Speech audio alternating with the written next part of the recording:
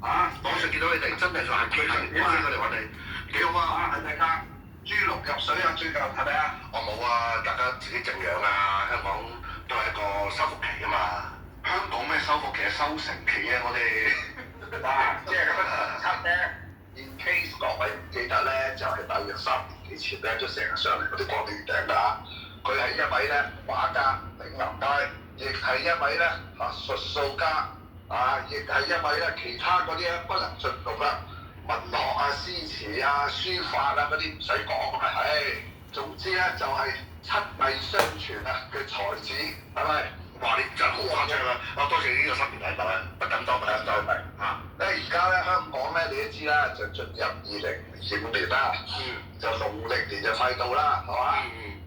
咁咧好多啲人咧就話呢個叫八運啊，係嘛？即係行完啦，就行緊另外一個啦，係嘛？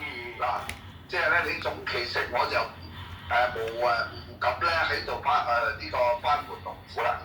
來年啊，新舊年啊一齊合埋嚟睇，2025年係新歷農曆呢一年你點睇先？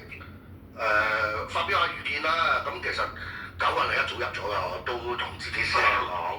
2020 10月20號入咗啦，而家個趨向出咗嚟啦，因為個差邊差就20年為一個運啊嘛。好多時咧冬至之後咧已經入氣㗎啦，即係月至年。咁我今年我之前已經同人提咗一樣嘢咧，今年係點樣問我點嘅睇法，我就用一樣嘢去講，就修正之年，先苦後甜。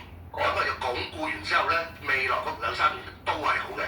就今年喺呢段時間咧，就係真正埋口啦。因為之前都太多傷口，又洗傷口，又有時發炎，轉頭。